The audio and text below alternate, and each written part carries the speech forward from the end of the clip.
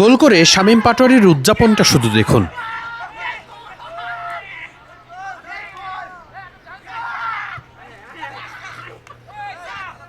লড়াইটা ছিল জম্পেশ। যারা একটু বেশি লম্বা সবাই এক দলে, আর যারা একটু কম লম্বা তারা আর একটা দলে। বেশি লম্বাদের দলে আবার সদস্যও বেশি।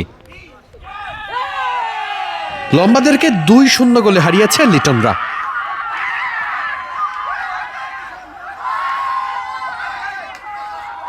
গোল করে এমন খ্যাপাটে উদযাপন আর মজা করার দৃশ্যগুলো নিশ্চয়ই যে কারোরই ভালো লাগার কথা।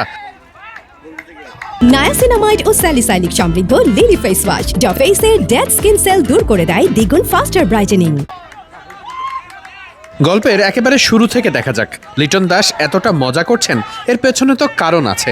মাত্রই তখন উইকেট দেখে লিটন দাস এই ফুটবল ম্যাচের জন্য পুরো দলকে একসাথে ডাকলেন।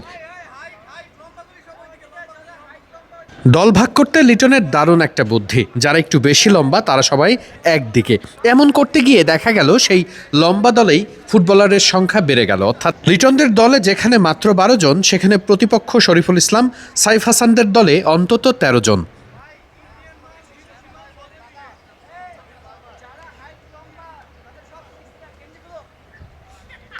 আরও একটা নিয়ম, জার্সি যাতে 2 রকমের হয় সে কারণে যারা লম্বা দল তারা জার্সিটা উল্টো করে পরবে, অর্থাৎ তাদের জার্সির রং হবে সাদা। পুরো ম্যাচের আগে এমন প্রস্তুতি বলে দিচ্ছিল এই ম্যাচটা নিয়েই তাদের কতটা আগ্রহ। ম্যাচে রেফারির ভূমিকায় প্রধান কোচ ফিল সিমন্স। 2 দলের ক্রিকেটারদের ডেকে নিয়ে তিনি সবকিছু ঠিকঠাক করে দিচ্ছিলেন। দল ভাগের ব্যাপার, নিয়মকানুন সবকিছু ঠিক করার পর শুরু হয়ে যায় খেলা।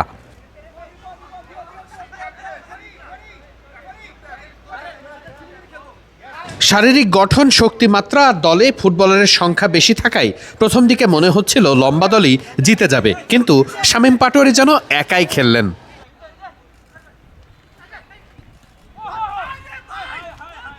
প্রথম থেকে এভাবে একের পর এক আক্রমণে নাজেহাল করে ছাড়ছিল লিটন দাসের দল। খুব স্বাভাবিকভাবেই পুরো ম্যাচটাই ছিল উপভোগ্য। এটি আসলে ফুটবলের যে খুব সিরিয়াস ম্যাচ তা নয়, কিন্তু মূলত অনুশীলনের আগে গা গরম করার জন্য ক্রিকেটারদের মধ্যে এমন ম্যাচ আয়োজন প্রায়শই দেখা যায়। আজ চট্টগ্রামে বেশ ভালোই গরম পড়ছে। সকাল সকাল বাংলাদেশ দল অনুশীলনে, আর সেই অনুশীলন শুরুর আগে বাংলাদেশ দলের একটা প্র্যাকটিস সেশন ফুটবলের মাধ্যমে, যাতে গা গরমটা হয় ভালো। 2-0 জেতার পর লিটন দাসদের একটা ছবি তো তোলা দরকার, তাই সবাই ক্যামেরার খোঁজ করলেন। ক্যামেরাকে সামনে দেখে সবাই ছবি তোলার জন্য দাঁড়িয়ে গেলেন।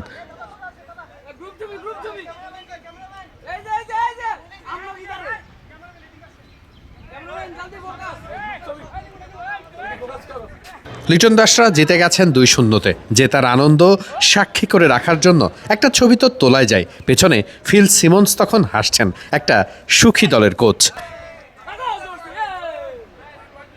এই মুহূর্তগুলোই দলটাকে মজবুত করে তোলে। লিটন দাস পুরো দলকে এক সুতোয় বাঁধতে চেষ্টা করছেন অবিরত।